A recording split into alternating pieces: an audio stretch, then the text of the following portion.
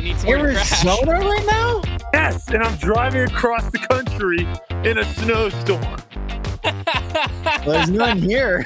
It's gonna be like 55 degrees here. The plan was to try to get into Dallas tonight around 11 by leaving at 3 in the morning. Because obviously driving with 3 corgis is way different. But I mean, where am I? There's no shot anyone thinks I'm in Arizona right now. Hello, everyone, and welcome into what I'm positive now will be a rather chaotic episode of the offseason. Brodie is currently driving back to Dallas, and he is in the middle of a snowstorm in Arizona. So, Not ideal. Why we're recording a podcast right now, it's a fantastic question, but we are. And Guys watching it. Trevor's really quiet to me. What'd you say, Trev? I said if our insurance guy's watching this, just close your eyes. Yeah, well, no, Brodie's on his own out there.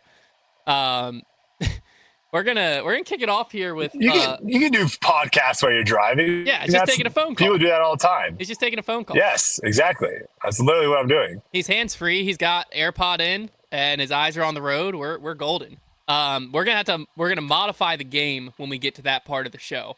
How we're gonna modify the game, I don't quite know yet, but we'll figure that out when we get there. We'll most likely have Trevor. Oh yeah, because I'm not gonna be able to look at it. I think we'll most likely have Trevor describe the person on the screen to Brodie, and then Brodie guess based on that description.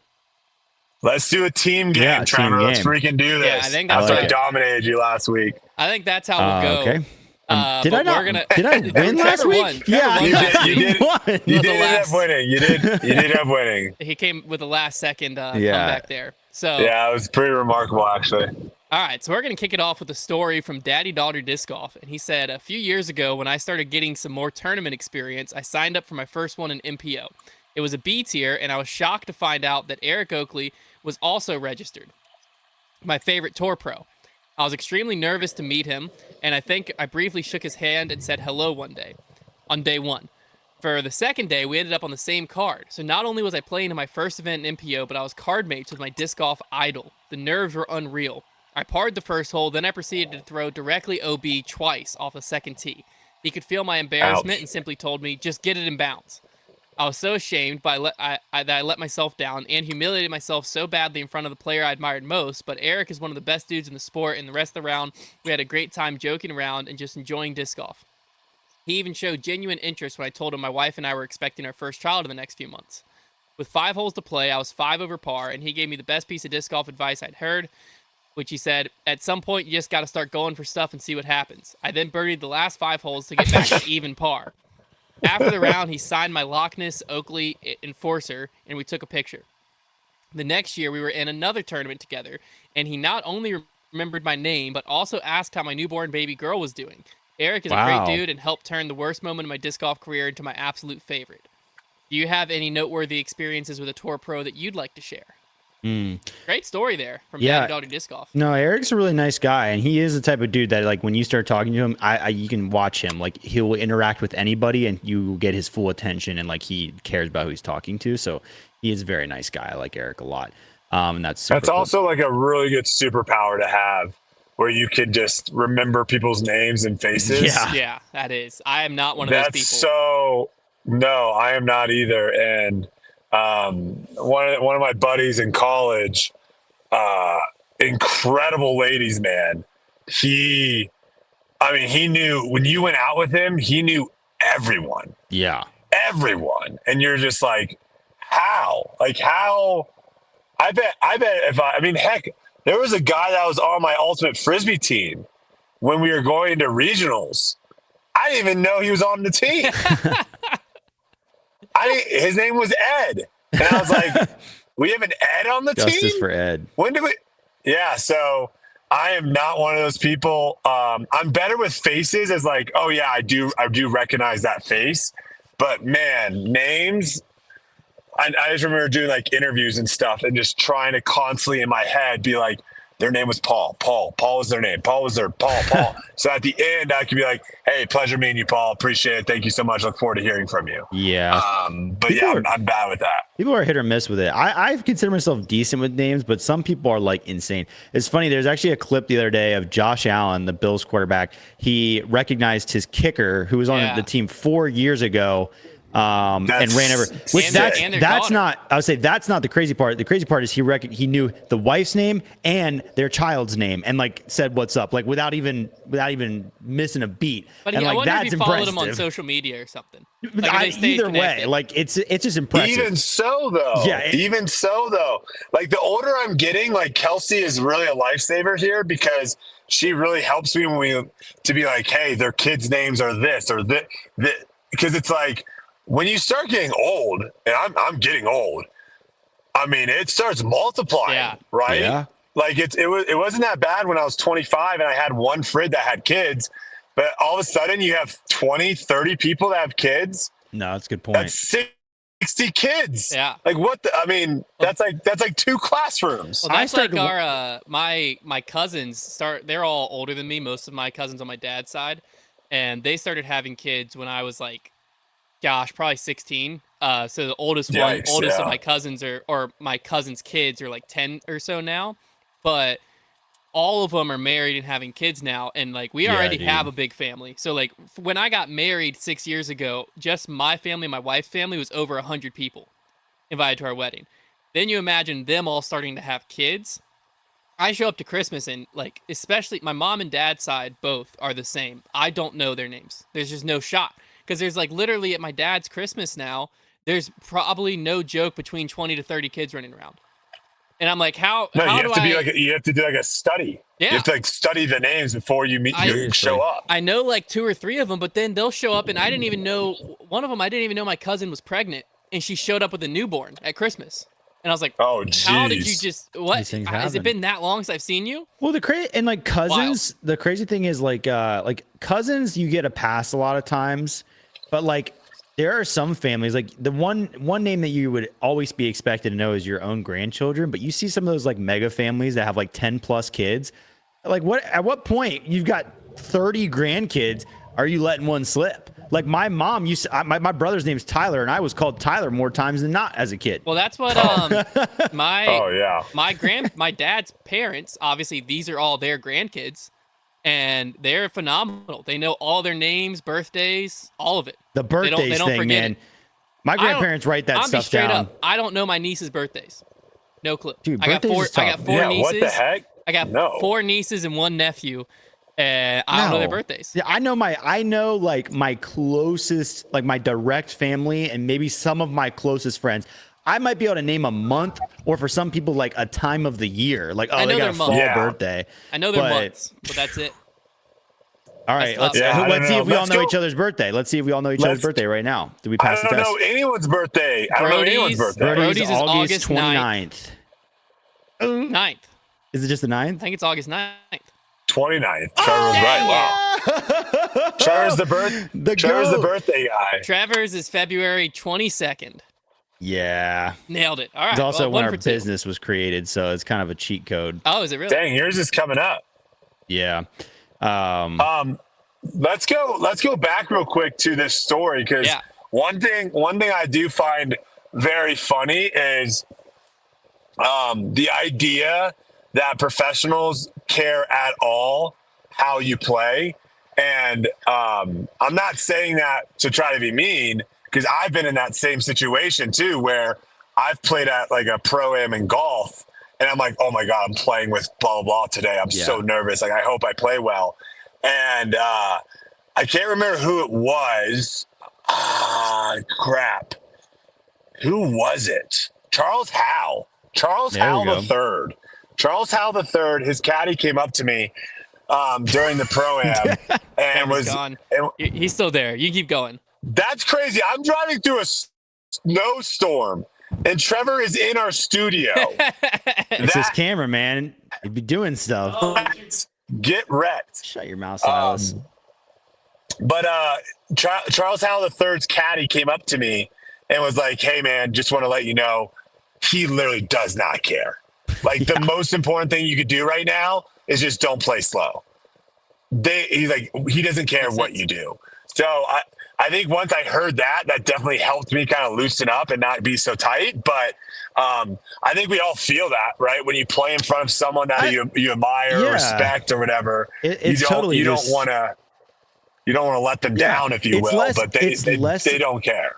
Yeah, I say it's almost less about some people. It's all about like I don't want to embarrass myself, and other people it's like I want to impress them. Like I want to get a compliment. And disc golf is a really weird sport in the sense that, and it's less so nowadays. It's funny you guys were just kind of talking about this with Yuli about the C tiers and stuff, but like you could run into like if you are, especially back in the day, if you were a decent local pro, just decent at all, you had a great chance of running into a like top player if they came to your town. Like you could get on their card pretty easily. And so like it just happens a lot where you're going to end up playing with a disc golfer that you might watch. Well, that's like I think it was Nick Carl the first time he played with Paul. He was like telling me, because I experienced it multiple times playing with Paul, and then I played a practice round when I was still like fairly new to the sport with like I think it was Ricky and Eagle in Australia, and like every time, I mean those first shots there was no telling where they were going because like you have the first hole, and then once you like do something stupid, you realize they don't care, and then you're fine. You gotta shake it off early. Yeah, you gotta do something stupid early. But I said something to that. To Nick about it of like how I remember the first time because I forget the exact situation, but we were like telling stories like the first time we played in front of people, and I was telling him like how nervous I was the first time I like threw in front of like all these different pros, and he was like, I'm pretty sure it was the first time he played with Paul. It was the first time I played with some pro. He was like on the tee, and the guy, whoever it was, could tell he was really nervous, and said something like, "Hey, I could tell you're nervous. I've been playing disc golf professionally for a long time. You're not going to do anything that is going to shock me either way. Like I have seen some awfully bad shots, and I have seen the greatest shots you can imagine. So you're not going to impress me, and you're not going to disappoint me. So just play." It's so true. I was like, you know what? That makes a lot of sense. It happens on the golf course. Work, but it does make sense. Like you're still nervous, but it does make sense. It happens on the golf course a lot. Like if you take disc golf, it's one thing because like it's an easier sport. But when you play golf and you go out there and people get all worked up, and it's like, listen, if you're around golf long enough, I have seen it all. Like nobody cares if you top a shot or chunk a shot. No, not one single person cares except for you. It's not a big deal. It is really funny, like seeing that dynamic. The only thing they care about is literally if you take it too seriously. Yeah. And you're like lining up your putts and taking forever. That's when they'll actually be pissed off at you. Yeah. But if you just play quickly and you play terribly, they're going to be like, hey, it was fun playing with you. Great round. Yeah. Well, to answer the guy's question of if there's any like noteworthy moments. Yeah, I guess we should answer his question, huh? The first one that came to my mind was this is like I went to Ledgestone in like 2017 or 2018, something like that. And this is when Kevin Jones at that time was still with Pro Discus. And he was just starting to tour a little bit. And Lance Brown, who I was really good friends with, was like traveling with him somewhat. And so we went to the Eagles Wings like chapel, the like church service thing, and Kevin Jones came with Lance. And so I met Kevin there, and I talked to him for like a few minutes. This is like he had just, I forget what happened, but he had like just got hit in the head and had like staples in his head. So I was like talking to him about that, I forget how it happened. And so, but we were just kind of like, disc golf injury? I don't remember. You got hit by a disc? I don't remember. It's not really relevant to the story. I just distinctly remember that like he had just nasty stitches all through his hair. But anyways, we just like talked for a few minutes, and that was it basically. And then at USDGC, I went at USDGC later that year, and this was one of the years that Kevin Jones like burst onto the scene at USDGC and came in like second or third or something crazy. And because at that time he just was like an unknown touring player. And so I like walked up to him after when like all the trophy presentation stuff like that was going on, and I was like, hey man, I was expecting him not to recognize me, and I was just gonna say like congrats, and that was it basically, because he was just kind of standing off by himself. And as soon as I walked up, he remembered my name, was like, Hunter, dude, how's it going, man? Been a while. Like, saw you it was back at Ledgestone? And I was just like so taken back, because again, this is like 2017, so I wasn't doing anything on social media. Like there was he didn't see me from Ledgestone anywhere till USDGC. He's a good face guy. A few months, and he remembered me, remembered our conversation, and just like talked to me like we were best friends. And I was like, wow. And so that was a really cool, like as a fan touring pro, I guess experience, I guess you could say, that always stuck with me. He remembered my face, remembered my name, and was very, very nice, even after suffering a pretty heartbreaking loss at USDGC. I got to meet Isaac Robinson in person this year at USDGC, and that was pretty great. And a lot of people don't realize about. I don't know if I told you this, Brodie. So the craziest part of this story is everybody always says that I look like Isaac Robinson, and there's definitely a resemblance. And so there was a couple crazy things. I think Isaac looks more like you. That's fair. That's That's fair. But in any case, he came up to me at USDGC, said hi. One of the first things I noticed is that we are exactly the same height, like to the centimeter, like funny. eye to eye, the same height. And we got a picture together. But the craziest thing happened. He walked away, and I watched him sign a disc, and he signed it with his left hand. I too write with my left hand and throw righty and like do everything righty. So we also share that trait, which is like that blew my mind. I was like, the lore gets deeper. Crazy stuff. And Trevor too has incredible angle control in the woods. Yeah, and I too just like throw hyzer flips all day. Oh, we lost Snowstorm Brodie. Oh, Snowstorm Boom Brodie. robot. Oh, he's back. He's back. Am I back? You're back. Yeah. Oh, you missed my joke. I said. What was the joke? I said really good putter as well. Yeah. Yeah. That was, Well, that is you true. know. Not. What's the joke though? I don't understand the joke. Yeah, there's not a joke, man. Doesn't really hit as well, but all right. All right. Well, before we get into this interesting game now with this new dynamic, I want to take a moment to shout out our monthly subscription box this month. If you are a true Foundation fan, you cannot miss this month's Should I box. tease it? Do you want me to get it? You want to tease it? I'll tease it. Let's tease it. Let's talk about it. So this box has been something. If you don't know what our monthly subscription box is, basically for $45 a month, you get 3 premium discs plus a swag item, and we try to just always have some type of theme that goes on within the box. Well, this month's box, Trevor just came back empty-handed. I got it. I know he didn't. This month's box, should I just reveal the whole theme? I think we just reveal the whole thing. So off-season, just go all the way up. Just bring it up. Boom. So this month's box is the Connor box. So first off, we got Gateway to make his exact shaman, the exact color, exact plastic, and obviously we got his face stamped on it. There's also a Heck Yeah stamped KC Pro Rock, which is I'm very excited for. And then probably the most requested disc in Foundation history or close to it, we have a Break 86 Passion in there as well. Pretty so sick. Break 86 Passion, Connor's exact shaman, and the Heck Yeah Rock. And then I forget what the swag item is, but it's also some type of Connor themed swag item. So just a commemorative box for the Break 86 finale. So like I said, if you're a Foundation fan, and then you already know the Break 86 series is probably one of the greatest pieces of content we've ever put out on YouTube. And a lot of people were begging us for a commemorative disc, and we said, how about 3? So there you have it. Very excited for this month's box. And you want 1? We'll give you 3. Yeah. So if you're a Foundation fan, you can't miss it. Again, it's $45. Gives you 3 premium discs. This month's 3 custom stamp discs. And next month's box, we just lost Brodie, but next month's box, oh, did he come back? He's back. Is taking it to a whole nother level. Foundation. Just keep going. Just keep going. Just keep going. We're gonna keep going. Don't stop. Next month's box is taking it to a whole nother level. Foundation fandom wise. You might have heard Trevor kind of allude to what's next month, but we'll just leave it at that. We'll leave it at that. I won't say anything more. Leave it at that. You're gonna want to be a part of this monthly subscription box though, if you're a Foundation fan. All right. Well, let's get into the how do I do the game with Brodie going in and out. We can do it. Okay, we're just gonna get into the game.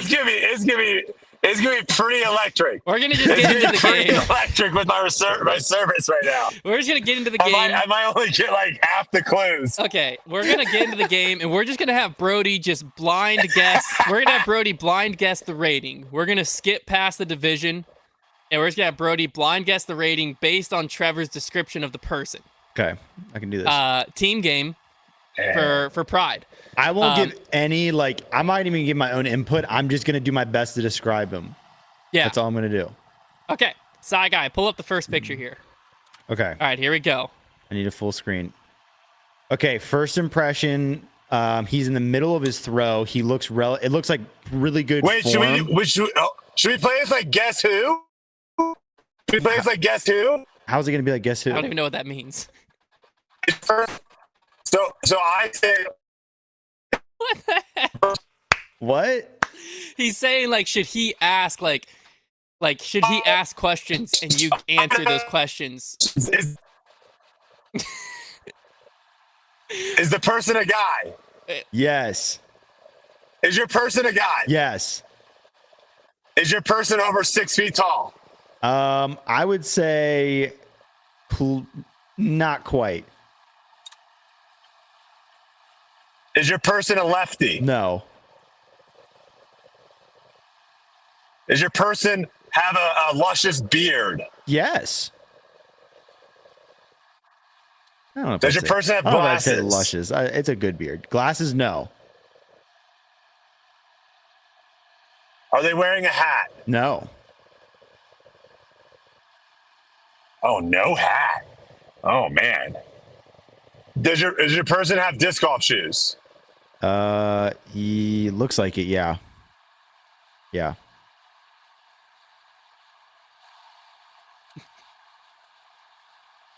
$9.16. 916. Let me do we want to just send it with that, or do we want me to provide any context? I will.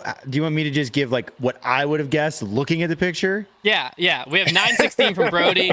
I like that. I would have guessed 990. Oh, snap. This guy's a thug. The correct answer. Let me just give you some of his stats now that y'all have both submitted your answers. So he's based out of Louisiana.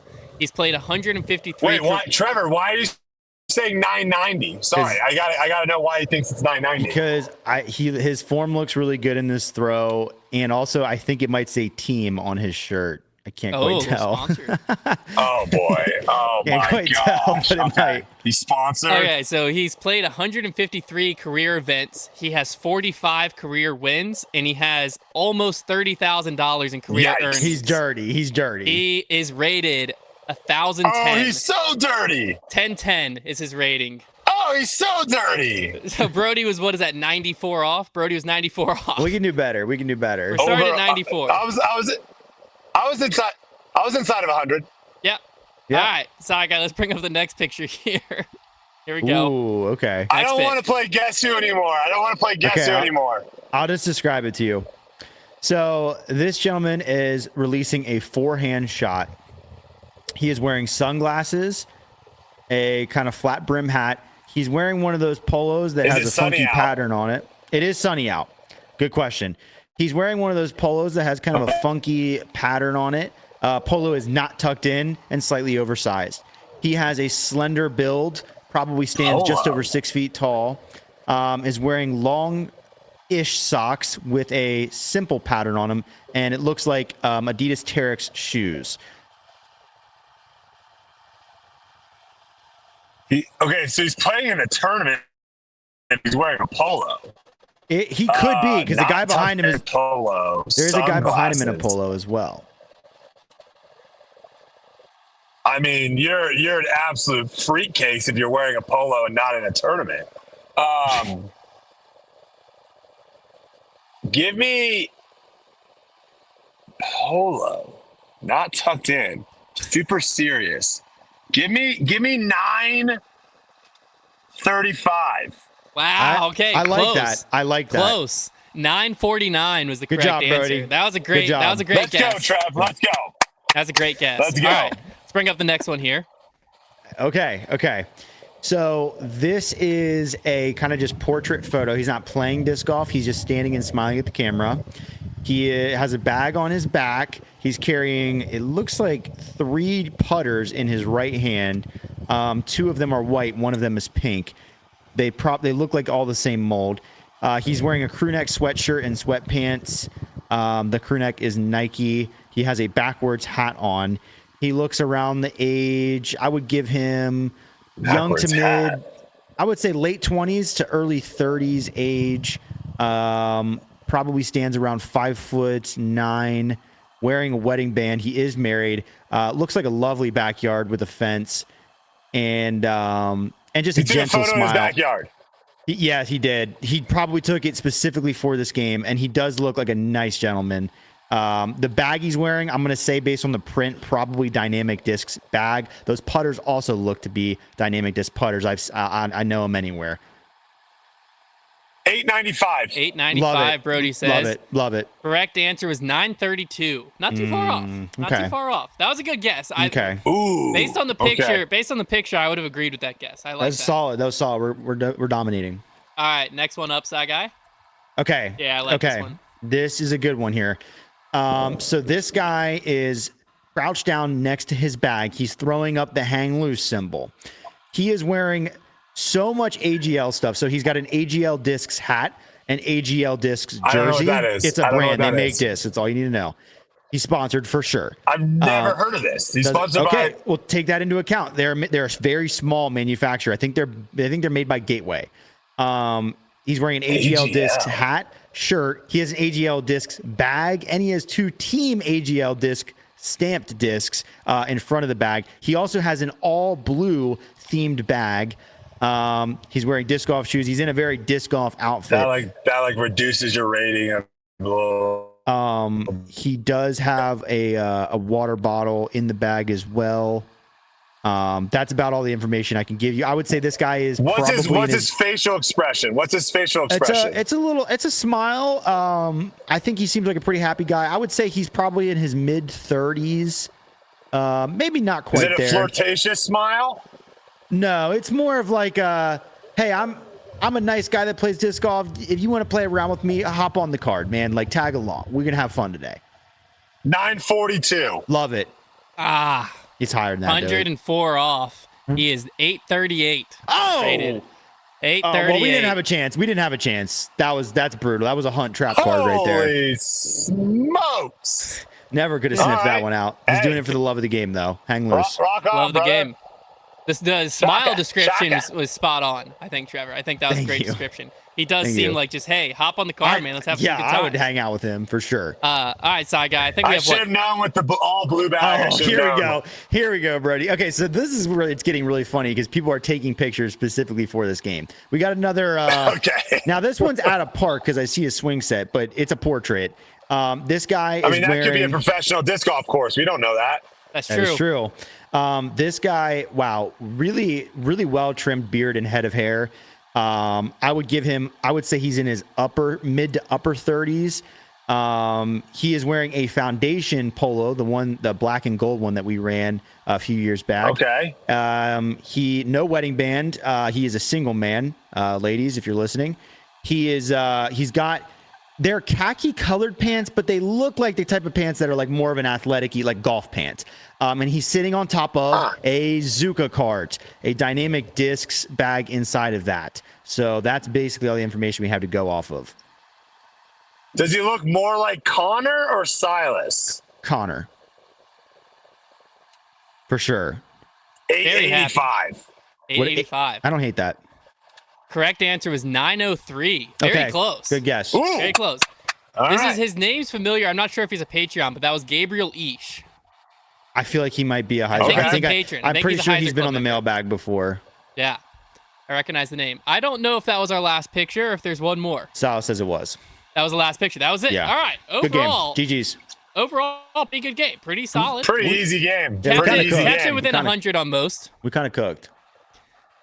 All right. The this guess guy, who was a terrible idea. That Yeah, the was guess who did I'm not sorry. go well. To all the listeners, everyone on YouTube, that's on me. I'll take the L. That was a bad Snowstorm, idea. though. Snowstorm. Yeah, Snowstorm Brodie, he was just trying some stuff. I'm out of the snowstorm now. Let's go. Oh, I'm there you missing go. the great play. The Great Plains of somewhere. Oh. All right. Well, we don't know so when or funny. if Brodie will be back. I'm out of the snowstorm now. I'm just in the great Road trip Brodie's just a different animal. Most of our topics are in the form of stories here, so we're just gonna go until Brodie comes back, and then Yeah. He can hop it right in the middle. he can hop in middle of the story. Yeah. So this was submitted. I don't know if it was actually anonymous or if I made it anonymous, but either way, this one, he said, need the jury's opinion here. Oh, Am I in love the it. wrong? Love it. A couple years ago, I was playing a course while on vacation in South Carolina. I'd only been playing for a few months, but I knew to text people when I found their discs, and I always tried to return them. Anyways, I lad. pulled some guy's Star Corvette out of this creek at the course, which was definitely risky considering we had seen a small alligator in the same creek earlier that round. Oh. I texted the number on the disc and got a response. So I talked to the guy. Brodie's back. Am I back? We're deciding. We're in the middle of a story. We're deciding if this guy's in the wrong. So he texted the number and got a response. So he talked to the guy. He's gone. He's gone. Oh, he's back. You're not gonna believe this. Okay. You're not gonna believe this. My phone just overheated. I'm not kidding. In a snowstorm. His phone overheated in a Might be the snowstorm. first time ever. That's impressive. Yeah, sorry. I'm back now. Okay. Yeah. Okay. So we're deciding I if can't this. hear him. We're deciding. I can hear him. His phone overheated in a snowstorm. Trap dog. Can you hear him, Silas? I cannot hear Brodie now. Can you hear Trevor, Brodie? Yeah, I don't have anything good to say anyway, so Trevor, don't Translate worry. for me, Kenny.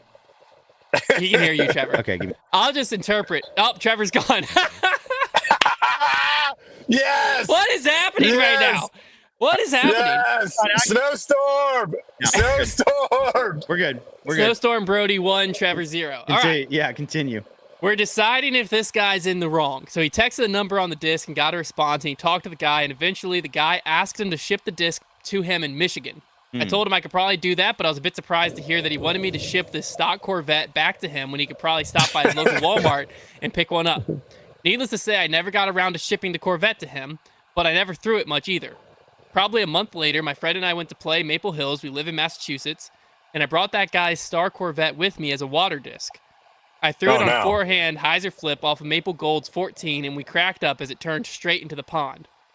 I think I mentioned it to my friend that I was supposed to ship that disc back to Michigan. So we joked about how a diver might find it and Maple Hill could ship it to him. Out of sight, out of mind. A couple of months later, I'm sitting in a college lecture and I get a text message from a random number reading, "Thanks for sending my disc back, Bleephead. Getting it back from Maple Hill. Glad you lost it too." Definitely the funniest text I've got about a lost disc. It is especially funny because the guy thought I actually cared about his Corvette when in reality I sacrificed it to the Maple Hill gods. Glad he got the disc back though, and he probably paid Maple Hill less money for shipping than he would have had to pay me. Am I the a-hole in this situation, or is the Michigan guy who's obsessed with the Star Corvette from Alligator? This guy's a savage. Well, for starters, you're not really allowed to draw assumptions about how much a guy cares about his disc. You don't know the story of that disc. I mean, remember the story about Rip, R.I.P., whatever his face was? Yeah. That one? Like, that's what I'm saying. Like, you don't really get to assume that. My thing is, if he was, now there's a big question left out, and that was he going to pay for the shipping or not? Correct. Because if he wanted you to pay for the shipping, of course you're not shipping the disc. Like, that's not how this works. If you want a disc to get shipped, you pay for the shipping. But if he was covering the shipping, yeah, you ship the disc. It takes like 2 seconds. And if you text somebody about a lost disc, you have started a discourse that you've entered into it. You need to do that to completion as long as it's reasonable. And going to the post office to drop off a disc is reasonable if he's paying for it. I think the guy should have. I think he should pay for it and be like, "Hey, lunch is on me," something. He started the story by saying, like, I wanted to do the right thing. And if you want to be the guy that does the right thing, then stop by the post office on one of your commutes or something. Like, it's not like I think they're both in the wrong. I think they're both in the wrong. I don't think how's the other guy in the wrong? He just asked for it to be shipped. That's a reasonable request. I think if you're gonna legitimately ask to your disc to be shipped, which is an inconvenience for that person, you have to pay for the shipping, obviously, and then I think you have to do something on top. Be like, here's a couple bucks to get a burrito. What's the alternative? Usually in these cases is you meet them somewhere to give them the disc, or you drop it off somewhere. So you meet them on your way to the disc golf course already. We've all gone to the post office and stood in that line for 20 minutes while people fill up there and don't know what they're doing. You just got to know what time to go. And no, also, I definitely think if you do it UPS, you can just drop it off at CVS. Just drop it on the first off, no one knows that, Trevor. That's weird. That's old person knowledge. No one knows that. You're like an old person for knowing that. That's young person knowledge. Okay, maybe that is young person knowledge. I did not know CVS actually acted like I didn't until I worked post here, office. So that's actually pretty impressive. That was a big hunt trade secret. I think CVS. Yeah, I couldn't agree more, Brodie. Yeah, for exactly. Sure. What else, hon? What do you think? I was gonna say, I think if you've started the conversation and someone has asked you to ship it, as long as they're paying for shipping, that is your responsibility. You should have shipped it to them. You also I don't know, don't throw it in the water. Yeah. Like maybe he vacations in South Carolina. You could be like, maybe he vacations or will come to Maple Hill one day and be like, hey, well, if you're ever in the area, I'll have your disc. Just let me know. Yeah, and just put it on a shelf. I don't know. Unless he tells you, hey, you know what? I don't really want to pay for it. Go throw it. You shouldn't have been throwing it. It definitely shouldn't have been your water disc. It is right. Yeah, your water. Like that's such a savage move. Be like, I'm gonna take this disc this guy lost and wanted me to ship back to him as my water disc. I mean, it is really funny that it was a Star Corvette. Like that's funny. Yeah, of all things. Although we're sleeping on the Star Corvette, it's kind of sick. Apparently. Yeah, but that is. I don't know, man. You may have came to the wrong jury. You thought this was a. You thought this was a. You thought this was a handpicked jury. It wasn't. This is Judge Judy, Rudy, and Tootie. And we're sending you. This next one is submitted from Shay Stevens. And he what up, said, Shay? I thought I'd share one of my most unfortunate disc golf stories. In 2017, I was playing hole 8 at Tyler State Park, which is a wooded tunnel shot with the Neshiminy Creek running through the entire right side. I threw my favorite first run fission photon, kick a tree, and watch my disc land in the center of the creek, which was rushing. Yep. After paying my respects to my lost soldier, I move on with my round. Fast forward to 2021, so that's 4 years later. Love it. And our groundskeeper posts on the Facebook group that he found a drawstring bag on the tee of hole 10 and had put it in the lost and found. That weekend, I went to the course and I saw the bag still in the lost and found. Clearly, it has discs inside, so I decided to open it to see if there's anything to ID the owner. Inside, I find a mid-range that I had lost years ago, and I found my old friend that I hadn't seen since 2017. The other discs inside belonged to other club members, so I texted them all to let them know that they could claim their discs. Then I went out for a round. I proceeded to shoot incredibly and was 6 under through 7. I step up onto the tee on 8th tee with revenge in my head and in my hand. I'm guessing the revenge is a disc.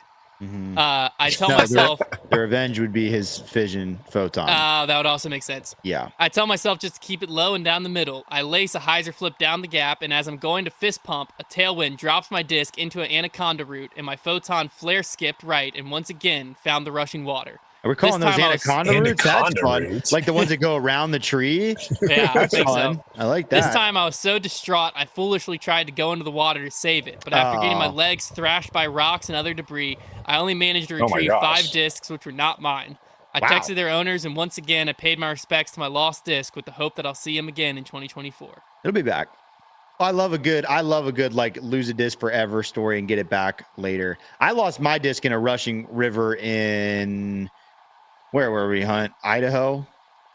Did we go to Idaho? I think it was Idaho. Yeah, something like that. And some guy went and found it. We met this guy at a restaurant that night, and then he ended up DMing me like days later that he went and found it. And shipped it back to me. And he shipped it back. He did. He did ship it back. He shipped it back. And Trevor, did you pay him to ship it back? I think I either paid him or traded him or I did something. I think you sent him a disc. I might have traded him a few discs. You probably just followed him on Twitter. Yeah, that's my going rate. I just got a SOS text from my wife that is just a picture of my son's butt with a very full diaper and clearly some poop running down his leg. So I'm glad that I'm on the podcast down here and not upstairs right now. That is that was brutal. That's tough. Tough scenes going on upstairs above me right now. Don't accidentally put that up for the next guessing game. Let's guess the rating here. Oh. All right. Ben said, there's a buddy I've become friends with, plays in our local league, who consistently fudges 2 to 4 strokes per round. Hate to see it. I come from Pro Ultimate, and these guys have been playing a lot longer, so I'm usually okay with them keeping score / making sure we're abiding by the rules. I never caught on until about 2 months ago when another friend told me he thought my buddy was altering his scores. The next 2 league rounds I played with him, I made sure to keep an eye out. One round, I called him out twice for having 1 stroke lower than what his score was, and he acknowledged me, but still kept the incorrect number. It's usually to make a double a single or a single bogey a par. I haven't said anything else other than correcting him when I notice it in the last 2 league rounds. It hasn't changed, and I'm not sure what the best course of action is. This guy is kind of known as a hothead because he had a scuffle with a local pro a couple years back and other silly stories. I don't want to lose a friend/friend group, but I'm fundamentally not okay with messing with your numbers in a competitive league. Additional side note, he was reached out to by a manufacturer to sponsor him next year because of his performance at league, which is at least 2 strokes off, if not 4 to 5 every round. Grinds my gears, but I don't want to lose a friend. Please help. You can help him. You guys gonna get sponsored by cheating? That's hilarious. You gotta drop the bomb, my guy, and you know he'll be better for it because that's not a great lifestyle. Those pencil whippers, you know what they do is that it's always changing It's always when they're already over par on a hole. That's when they do it. If they're like, they took a triple, they'll move it to a double because they think people won't notice. It's like, guys, numbers are still numbers. We're not stupid. You know, Yeah. I used to see in the college disc golf world, man. Well, let me tell you where you really saw pencil whipping is in high school golf. Holy cow, was there a lot of it. And people just did not care. But in college disc golf, I played with a number of pencil whippers. You know, I actually played with one guy who, at nationals, who was pencil whipping like in nationals, and he's on the pro tour these days. So True stories. I'm not going to drop any names. Yeah. But you know who you are. But yeah, here's my opinion on this situation is if you are worried about someone who you think's your friend going off on you for calling them out for cheating, I don't really know if you want to have them as a friend. His friend? Yeah, that's why he's worried about calling him out. Make sure you got the receipts. You just got to have the receipts. Well, I mean, do you really want to be friends with him? He's cheating during a competitive league. I thought he was friends of a friend, and so that's why. Oh, if he's your friend, yeah, drop this guy. What the heck? Yeah, I think you just go to the league. Like, first off, don't let him keep score. Secondly, I would just go to the main league guy and be like, "Hey, this is what's going on," and just let him deal with it. Happens all the time, man. Can't happen. Yeah, we restore balance to the league. That's sponsorship, man. He's gonna lose a scholarship to the Prodigy Street team. Yeah, it is what it is. You know, the Lone Star Ranger team just lost a good member, but you know, you can't have it out there. All right, we're gonna wrap this show up here with a story coming in from Nathaniel Williams. He said, after hearing some of the stories about illegal play on episode 4 of the podcast, I realized I had a similar story, or a story in the similar vein. In the 2022 season, I was playing a C tier at a technical wooded and long course. Some of the holes were instructed to play from different tees or to different baskets. All these instructions went out in a quote-unquote caddy book email that went out a day or two prior to the event. I was playing in the MA1 division, and this event was not very well attended this year, so there was only 5 people in the MA1 field. The primary TD was also playing in the event in the MA1 division, and instead of having a 5-some containing the entirety of the MA1 field, I was placed on a card of MPO players, and the other 4 were on a card together. Fast forward to hole 14-ish in the round, and we arrive at the long tee of a hole, par 4 from the longs, par 3 from the shorts. We realized that the PDGA Live and the caddy book conflicted on this particular hole. Happens. The email stated that we were to play the long tees on this hole, whereas the PDGA Live said to play the shorts. Here's the twist. PDGA Live was also showing the correct distance for the long tee, not the distance for the short tee. So the card of MPO players that I was with agreed that it was supposed to be played from the longs. So I did that, and I take a par 4 on the hole, and I finish my round. When I'm going to turn in scores, I'm approached by 2 TDs for the event, one of which being in the MA1 division, and they say that they would like to discuss scores. Apparently, the card of MA1 also realized the fault in the scorekeeping on the 14th hole, but having a TD on the card, they instructed them to play from the shorts. So they did, and all took a bogey, which was a 4. I'm currently leading the event by 1 stroke over the other players in the MA1 field, and so we're discussing what to do. One TD suggested since the rest of the field played the short tee and I was the one that misplayed, I should receive a 2-stroke penalty. Yeah, right. The rest of the field was clearly not on board with that since I played the harder of the 2 variations of the hole. The next proposal was to have me go back out to that hole and play the hole again from the shorts and modify my score from that. I could have gained another stroke with a par, but firstly, I didn't want to scum a stroke like that. And secondly, the sun was almost down and it would be dark by the time I got there, much less had time to play it. So that idea was also struck down. At this point, the TD playing in the MA1 field pipes up and says that he believes that since they played against the caddy book and the PDGA distance, that they were the ones in the wrong. And in addition, they were the card in front of me, so they could have sent someone back to the hole to inform me that they were going with a short tee, but they did not. So he proposes that the card in its entirety should receive misplaced strokes. I denied because I don't want to win this event because some strokes I stole from some people. So I just woke up the next day, played like garbage, ended up finishing in second, 5 strokes behind the leader. So at the end of the day, it didn't matter. Hope you enjoy this story. Dude, this happens so much. Like, they can never, PDGA live scoring is. This happened at USDGC qualifier. Yeah, that's right. They set the par wrong on hole 18. They had the par as a par 3 instead of a par 4. And so people in your head were like, all right, I'm one shot off the cut line of qualifying for USDGC. I just need a par hole 18. No, you don't, bro. You need to get a 3. You need a and when I mentioned this on the tee pad, the USDGC, Innova, PDGA, whoever they were, did not care. They're like, oh, this isn't that big. It's not that big of a deal. Relative, man. Like, that's not, like, what do you mean it's not that big of a deal? Yeah. It's crazy, man.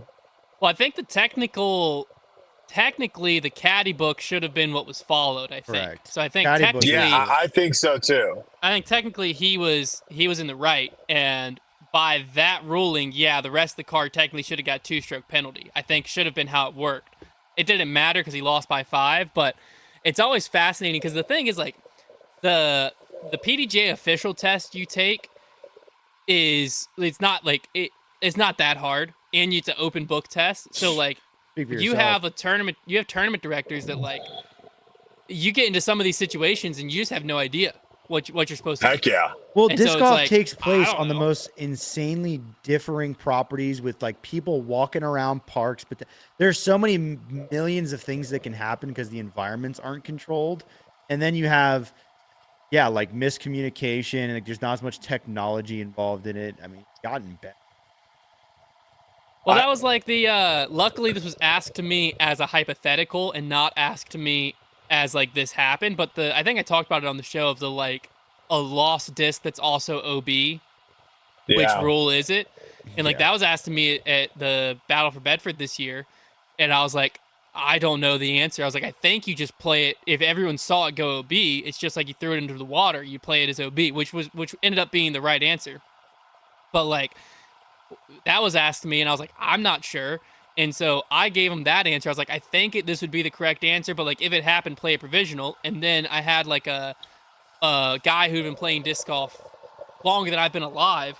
And so I asked him when he was about to tee off, and he said, no, I think it would be a lost disc and you had to re-tee. I was like, oh, well, shoot. Well, hopefully it doesn't happen because this is a very leafy day. And then Robert Leonard, who is, like, a main PDGA rules guy, he was also playing in the tournament. I asked him, and he was like, and then he showed me in the rule book exactly where to find it, and it was, like, clear in the rule book. You just had to find it in the rule book. And I was right the first time. It would have been just like you're throwing it into the water. Like, if everyone agreed that it went OB and where it went OB, then the disc is OB. It doesn't matter if it's lost. But it was like stuff like that. I mean, you could ask 5 different TDs and get 5 different answers. And I guess at the end of the day, as long as, like, the tournament is all played by the same rule, it doesn't matter. But then you have stuff like this happen. You have stuff like this happen, but craziness. It still does matter, Hunter, though, because you have people playing by the rules they think are going to be enforced. Yeah. And if a tournament decides that a rule is going to be enforced incorrectly, yes, you are correct that everyone is going to be playing by that incorrect rule, but it could affect play because someone's playing a hole a certain way or shot a certain way with the idea of a rule mattering when maybe it doesn't. But the one thing I was going to say with the whole PDGA Live versus Caddy Book confusion, what if the PGA Live was just a scoring mechanism? Why is the PGA Live trying to also be a Caddy Book? Just be a scoring mechanism. Well, literally just have hole 1 and then a block right there, and then you put in the number 3, 4, 5, and that's it. Why does it have to be any more complicated than that? If you can't get your act together, just make it like that. Super simple. Yeah, it's a very well-intended feature because, like, when it's done right, it's very convenient because then you don't have to go reference a caddy book or anything because it's just, like, on your phone and right there.